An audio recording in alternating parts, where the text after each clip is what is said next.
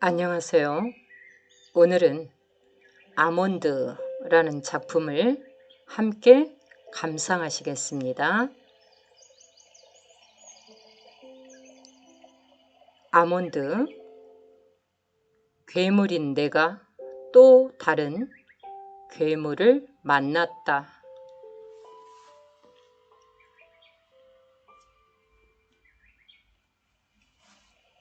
영화와도 같은 강렬한 사건과 매혹적인 문체로 시선을 사로잡는 한국형 영 어덜트 소설 아몬드. 타인의 감정에 무감각해진 공감불능인 이 시대에 큰 울림을 주는 이 작품은 감정을 느끼지 못하는 한 소년의 특별한 성장을 그리고 있습니다. 감정을 느끼는데 어려움을 겪는 16살 소년 윤재와 어두운 상처를 간직한 곤이, 그와 반대로 맑은 감성을 지닌 도라와 윤재를 돕고 싶어하는 신박사 사이에서 펼쳐지는 이야기가 우리로 하여금 타인의 감정을 이해한다는 것이 얼마나 어려운 일인지, 그럼에도 그것이 얼마나 소중한 일인지 다시 한번 생각해 볼 기회를 전합니다. 감정 표현 불능증을 앓고 있는 16살 소년 윤재.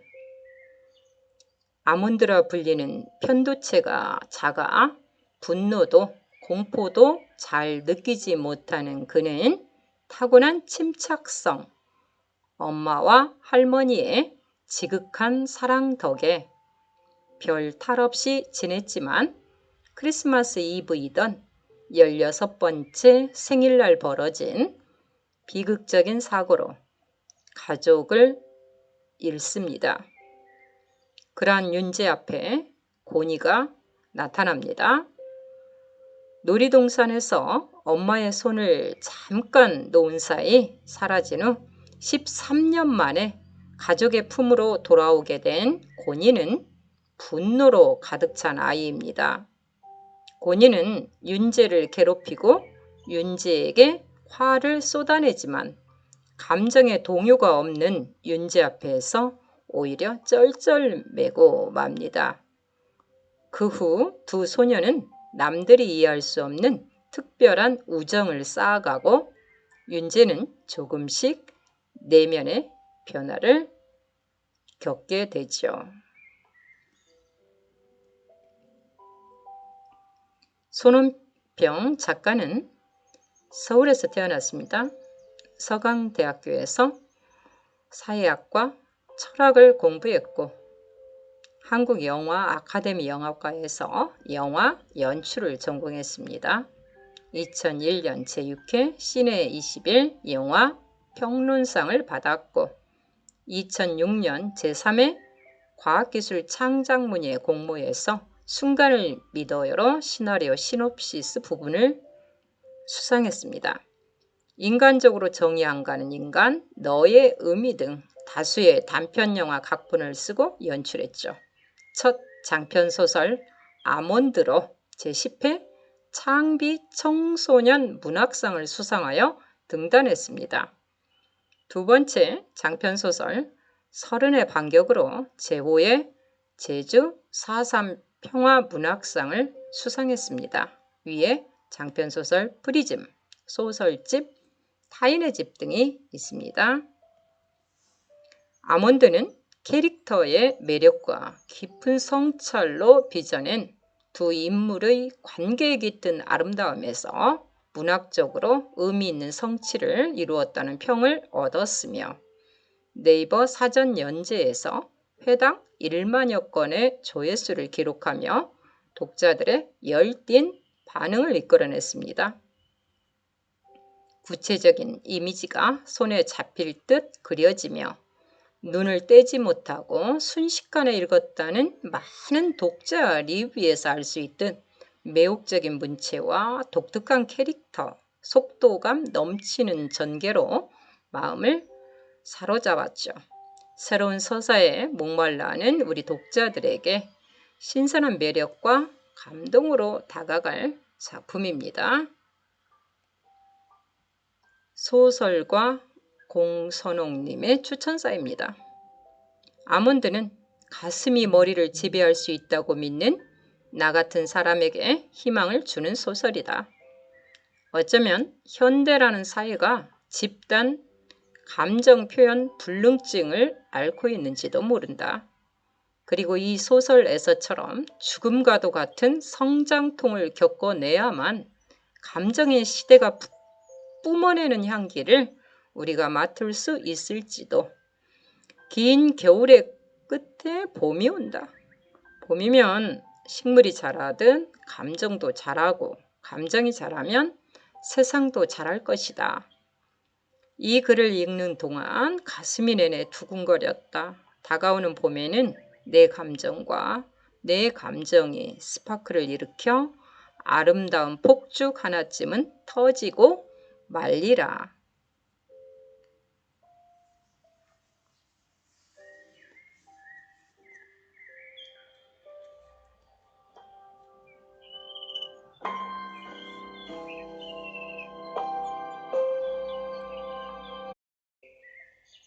작가의 말입니다. 매일매일 아이들이 태어난다. 모든 가능성이 열려있는 축복받아 마땅한 아이들이다. 그러나 그들 중 누군가는 사회의 낙오자가 되고 누군가는 군림하고 명령하면서도 속이 비틀린 사람이 된다. 드물지만 주어진 조건을 딛고 감동을 주는 사람으로 성장하는 경우도 있다. 나는 인간을 인간으로 만드는 것도 괴물로 만드는 것도 사랑이라고 생각하게 되었다. 그런 이야기를 해보고 싶었다. 이 소설로 인해 상처 입은 사람들, 특히 아직도 가능성이 닫혀 있지 않은 아이들에게 내미는 손길이 많아지면 좋겠다. 거창한 바람이지만 그래도 바라본다. 아이들은 사랑을 갈구하지만 동시에 가장 많은 사랑을 주는 존재들이다. 당신도 한때 그랬을 것이다. 등장인물 소개입니다. 선윤재, 알렉시티미아, 감정 표현 불능증이라는 장애를 갖고 있죠. 선천적으로 편도체의 크기가 작아 공포, 불안감 등 감정을 잘 느끼지 못하고 이 소설의 주인공으로 윤재의 시각에서 이 모든 사건이 진행됩니다. 윤이수, 고니, 윤 교수가 잃어버렸던 아들, 소위 말하는 양아치, 강해지고 싶어 하죠. 할멈, 딸에게는 현실적이지만 손자에게는 따뜻한 사랑을 줍니다. 엄마 지은, 윤재가 평범하게 자라기를 기대하며 이런 상황에서는 이렇게 하라는 식의 훈련을 시킵니다. 신 박사, 대학병원 의사였으나 우울증인 아내를 잃고 아내가 좋아하던 빵을 만들기 시작하며 업으로 삼았습니다. 윤 교수, 윤건우, 아내가 죽기 전 윤재에게 아들 행세를 해달라며 부탁을 하죠. 경영학과 교수로 자신만의 기준이 있으며 자신에 대한 프라이드가 높죠. 이도라, 달리기를 잘하고 좋아하는 소녀입니다. 자신이 왜 달리는지 물어보는 것을 싫어하죠. 그 누구도 좋은 의도로 물어보지 않았기 때문일 것입니다.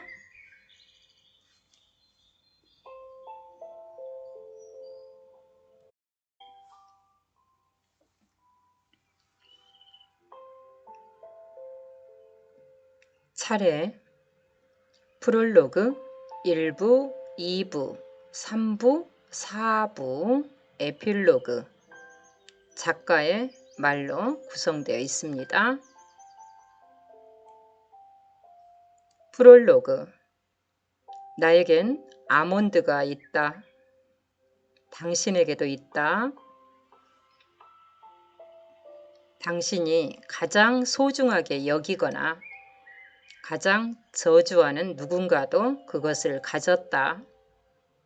아무도 그것을 느낄 수는 없다. 그저 그것이 있음을 알고 있을 뿐이다. 한마디로 말하자면 이 이야기는 괴물인 내가 또 다른 괴물을 만나는 이야기이다. 하지만 그 끝이 비극일지 희극일지를 여기서 말할 생각은 없다. 첫째, 결론을 말하는 순간 모든 이야기는 시시해지기 때문이다. 비슷한 의미에서 둘째, 그렇게 해야 당신을 이 이야기에 동행시킬 가능성이 조금은 커지기 때문이다.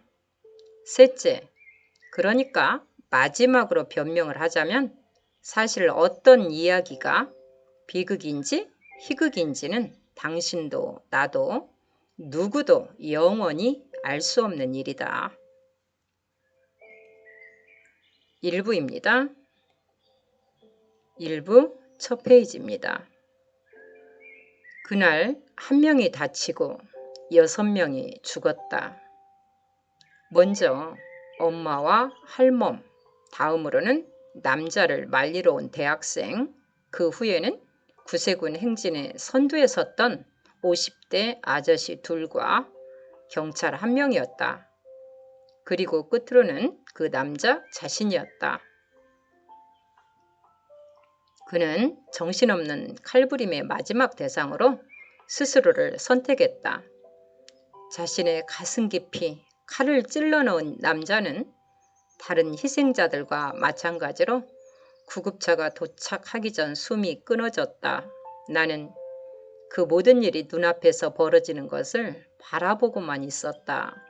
언제나처럼 무표정하게. 1부 줄거리입니다.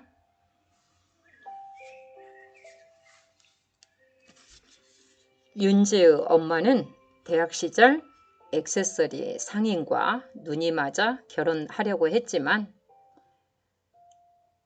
윤재의 할머니의 반대로 집을 나갑니다.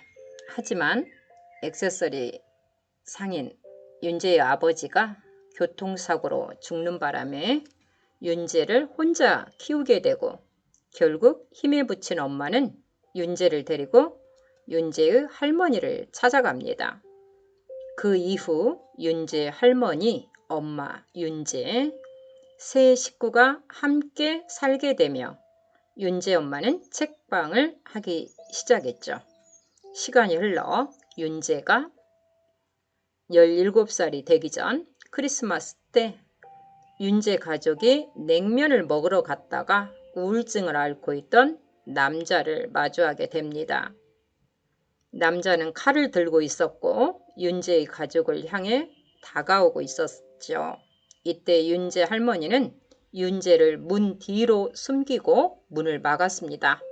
결국 윤재의 눈 앞에서 할머니가 살해당하고 어머니는 목숨은 구했지만 뇌수면 상태에 빠지게 되죠. 하지만 윤재는 전혀 슬프다거나 화가 나는 감정을 느끼지 못하고 할머니가 왜 그랬는지도 이해를 못합니다. 이렇게 1부는 끝이 나죠. 2부입니다. 2부 첫 페이지입니다. 병원에는 매일 갔다. 엄마는 가만히 누워서 숨만 쉬고 있었다. 중환자실에 있던 엄마는 얼마 뒤에 6인실로 옮겨졌다. 나는 매일같이 가서 엄마 옆에 앉아 햇살을 쬐다 왔다. 의사는 냉정히 깨어날 가망이 없다고 했다. 앞으로도 연명엔 별 의미가 없는 거라고. 간호사는 표정 변화 없이 엄마의 대소변을 갈아냈다. 나와 힘을 합쳐 엄마의 몸을 들고 욕창이 생기지 않도록 때마다 뒤집었다. 커다란 짐을 취급하는 것과 비슷했다. 의사는 이렇게 어떻게 할지 결정한 뒤 알려달라고 했다. 그 말이 무슨 뜻인지 몰라 되물었다. 2부 줄거리입니다. 신 박사는 윤재 엄마 책방 건물의 주인으로 책방의 위층에서 빵집을 운영하고 있습니다. 신 박사는 원래 심장외과 의사였지만 정작 심장의 문제가 있는 아내는 구하지 못합니다. 그 이후로 병원을 그만두고 아내를 떠올리면 생각나는 빵을 만들어 팔게 되었습니다. 신 박사는 윤재의 어머니와 친해서 윤재가 어떤 아이인지 알고 있었고 윤재를 위로해주며 적극적으로 도와주었습니다. 그러던 어느 날 윤재에게 윤 교수가 찾아와서 자신의 아내에게 함께 가서 잃었던 아들인 척을 해달라고 했습니다. 딱히 손해를 볼 게 없던 윤재는 윤 교수와 함께 윤 교수 아내에게 가서 아들인 척을 했고 이후 윤 교수의 아내는 죽습니다. 윤 교수의 아내의 장례식에 간 윤재는 그곳에서 윤 교수의 진짜 아들인 고니를 만나게 됩니다. 고니는 윤재와 같은 고등학교로 장례식장에서 본 이후 계속 윤재를 괴롭히죠. 하지만 고니의 괴롭힘에도 전혀 표정 변화가 없는 윤재를 보고는 당황하면서 윤재에 대한 호기심을 갖게 됩니다. 이후 고니는 매일 윤재의 책방에 가서 이런저런 이야기를 합니다. 그러던 어느 날 윤재에게 감정을 알려주기에 나비를 잡아 날개를 찢지만 윤재가 전혀 이해를 못하자 이후 책방에 오지 않게 되죠. 윤재는 신 박사에게 이 이야기를 하자 신 박사는 고니가 윤재와 친구가 되고 싶어 한다고 말하며 윤재는 고니 집을 찾아갑니다. 이 이후로 윤재는 사회에서 고니를 생각하는 것과는 다른 고니의 단순하고 투명한 모습을 느끼게 됩니다.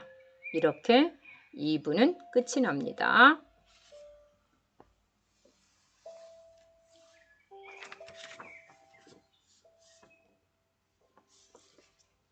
3부입니다.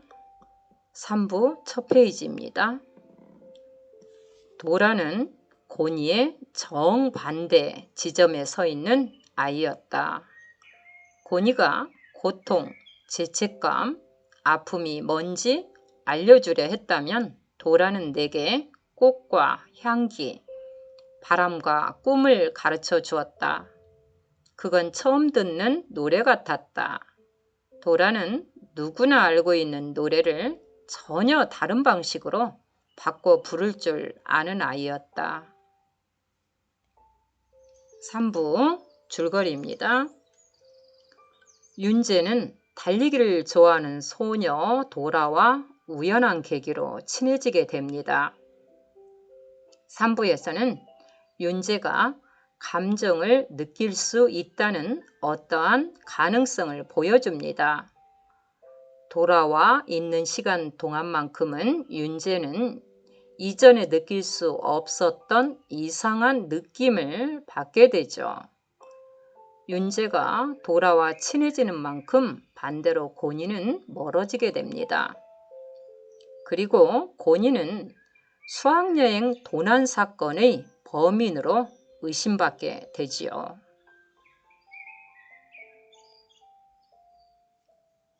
3부 끝쪽입니다. 저녁에 고니가 책방으로 찾아왔다. 빈 서가를 할 일 없이 텅텅 쳐대며 말들을 늘어놓았다. 너 재주 좋더라. 로봇 주제에 연애질도 할 줄 알고 편들어주는 계집애까지 생기고 걔가 꺼지라는데 존나 당황했지 않냐? 이 새끼 느끼지도 못할 거 많이 받아서 좋겠다. 말문이 막혔다. 고니는 쫄지마 쫄지마 우리 사이에 하며 별거 아니라는 듯 손사래를 쳤다. 근데 말이야 한 가지만 묻자. 고니가 나를 정면으로 바라보았다. 너도 나라고 생각해? 마침내 고니가 용건을 꺼냈다. 난 여행을 가지도 않았어. 대답만 해. 나라고 생각하냐고. 가능성을 묻는 거야. 그래, 가능성. 내가 했을 가능성. 거기 있던 모든 애들에게 가능성이 있지. 그 중에서도 내가 월등히 더 높은 거고. 고니가 고개를 끄덕이며 생글거렸다. 솔직히 말하라면 내가 천천히 입을 열었다. 다들 너에 대해서 그렇게 생각하는 게 이상하진 않아. 넌 그렇게 생각할 만한 요소가 많으니까 너 말곤 그럴 만한 사람이 잘 안 떠오를 거야. 아플 것 같아서 가만히 있었는데 아빠라는 작자는 나한테 물어보지도 않고 돈을 바로 갚아버리대. 몇십만 원은 됐을 텐데 그런 아빠 둔 거 자랑스러워 해야 되냐? 나는 아무 말도 하지 않았다. 고니도 한동안 입을 꾹 다물었다. 근데 나 안 그랬다. 말꼬리가 살짝 올라갔다. 잠시 시간이 흘렀다. 나 말이야. 그냥 사람들이 나에 대해서 생각하는 대로 살아보려고 해. 사실 그게 내가 제일 잘 아는 거기도 하고. 무슨 말이야? 말했잖아. 난 강해지고 싶다고. 고민 많이 했어. 어떻게 하면 강해질 수 있는지. 공부를 많이 하거나 몸을 키워서 강해지는 방법도 있겠지. 근데 그런 건 나한테는 안 어울리잖아. 너무 늦었거든. 난 너무 늙어버렸으니까. 늙었다고? 내가 되물었다. 늙었다. 그 단어를 말하며 고니를 보는 순간 정말 그럴 수도 있겠다는 생각이 들었다. 고니는 고개를 끄덕였다. 늙어버렸지. 돌이킬 수 없을 만큼. 그래서 내가 물었다. 그래서 강해질 거야. 내가 살아온 인생답게 나한테 제일 자연스러운 방식으로 이기고 싶어. 상처받는 걸 멈출 수 없다면 차라리 상처를 줄 거야. 어떻게? 몰라. 하지만 어렵진 않을걸? 그게 나랑 가까운 세계니까. 고니가 피식 웃었다. 무언가 말하려는데 고니는 벌써 밖으로 나가고 있었다. 그 애는 갑자기 몸을 휙 돌리더니 이런 말을 남겼다. 앞으로는 볼일 없을지도 모르겠다. 우리 작별의 뽀뽀 대신 이거. 고니가 눈을 찡긋 하더니 가운데 손가락을 슬그머니 올렸다. 부드러운 미소였다. 그의 얼굴에서 그런 웃음을 본 건 그게 마지막이었다. 그렇게 그 애는 사라졌다. 그리고 비극이 빠른 속도로 진행됐다. 4부입니다.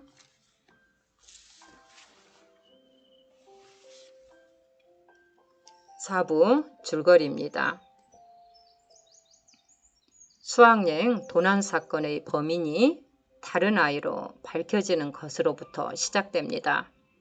그리고 윤재는 윤 교수를 만나 고니가 착한 애라고 이야기합니다. 그러자 윤 교수는 윤재에게 고마워하면서 자신은 그렇게 생각해 본 적이 없다면서 눈물을 흘립니다. 그리고는 고니를 다시 만나면 새롭게 관계를 시작해 보고 싶다고 합니다. 곤이가 집을 나간 상태거든요. 윤재는 곤이를 찾기로 결심하고 수소문 끝에 곤이가 있는 지역을 알게 되었습니다. 그 지역으로 가기 전 도라와 만나 이야기를 나눕니다. 도라는 어떻게 윤재가 곤이와 친하게 되었는지 의문을 가지자 윤재는 곤이에 대해 알게 되면 할멈과 엄마에게 일어난 일을 이해하고 세상의 비밀을 알 수 있지 않을까라고 답합니다. 그래서 알게 되었냐는 질문에 그 대신 다른 걸 얻었다고 하며 그것이 곤이라고 말합니다. 이어서 도라는 왜 내가 곤이를 찾으러 가야 하냐고 묻자 윤재는 친구니까 라고 답합니다. 곤이가 있는 지역으로 간 윤재는 구타를 당한 곤이를 발견하지만 곤이는 윤재에게 가라고 합니다. 그때 나쁜 무리의 대장 철사가 와서 곤이에게 윤재를 죽이라고 칼을 주지만 곤이는 그러지 못하죠. 그러자 윤재에게 곤이를 데려가도 되지만 곤이를 위해 무엇을 할 수 있냐고 묻자 윤재는 다 할 수 있다고 답합니다. 그 이후 윤재는 무리에게 구타를 당하고 곤이는 괴로워합니다. 그러던 중 철사가 칼로 곤이를 찌르려고 하자 윤재는 곤이를 밀쳐냈고 그 순간 칼은 윤재의 가슴을 찌릅니다. 곤이는 윤재를 끌어안고 울먹이며 죽지 마라고 하죠. 윤재는 곤이에게 내가 상처 입힌 사람들에게 사과해. 진심으로. 내가 날개를 찢은 나비나 모르고 밟은 벌레들에게 라고 말하죠. 그러자 곤이는 그럴 테니 제발 죽지 말라고 합니다. 그렇게 의식을 잃어가는 중 윤재는 할머니가 자신을 문 뒤에 두고 대신 칼에 맞을 때 자신처럼 그 아픔을 겪는 게 내가 아니라 할머니 자신이라서 다행이라고 생각했을까라는 생각을 합니다. 그리고 윤재는 느껴져 라고 속삭이며 자신 안에 있는 무언가가 부서지는 것을 느끼게 됩니다.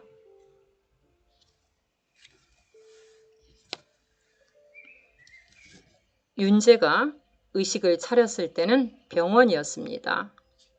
윤재가 의식을 잃은 이후 윤 교수가 경찰과 함께 들이닥쳤습니다. 이는 도라가 담임선생님에게 연락을 취했고 몇몇 아이들이 곤이와 철사의 관계를 이야기했기에 윤 교수와 경찰이 철사가 있는 곳까지 올 수 있었습니다.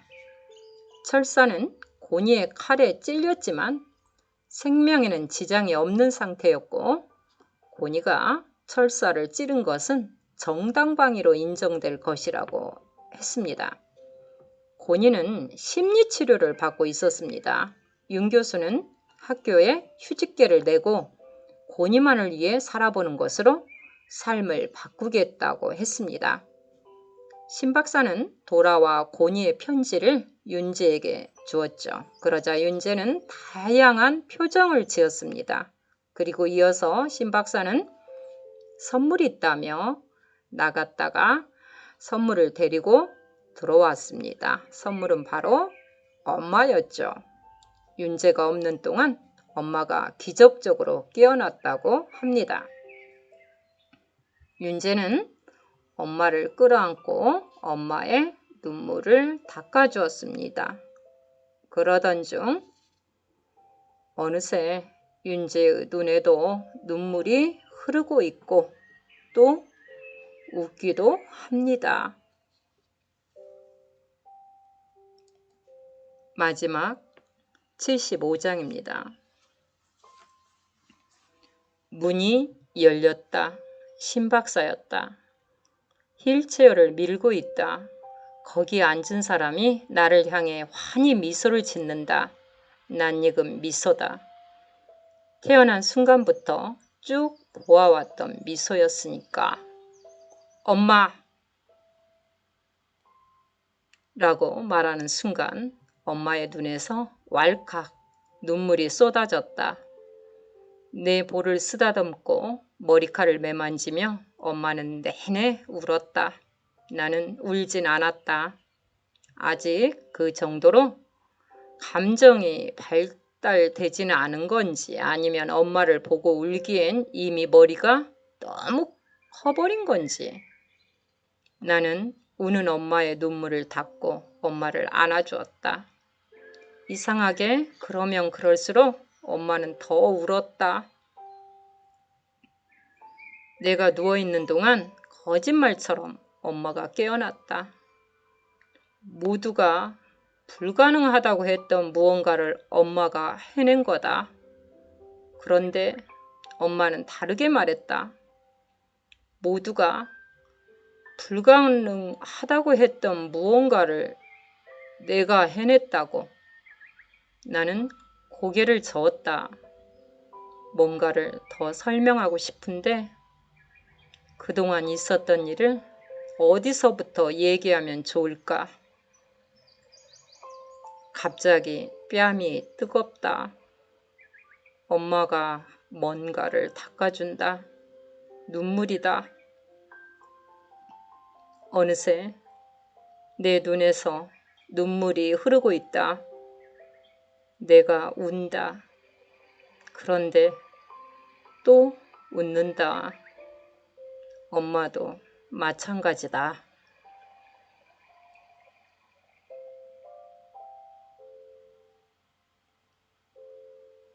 에필로그입니다. 20번째 봄이 왔다. 학교를 졸업했고 남들이 말하는 어른이 되었다. 버스 안에선 노근한 노래가 흘러나왔다. 사람들이 모두 꾸벅꾸벅 졸고 있다. 차창 밖으로 봄이 지나간다. 봄, 봄, 난 봄이야 하고 말하는 수많은 꽃들. 그 꽃들을 지나쳐 나는 고니를 보러 간다. 목적이나 할 말은 없다. 그냥 만나러 간다. 모두가 괴물이라 말하던 내 착한 친구를. 여기서부터는 아주 다른 얘기다. 새롭고 알 수 없는.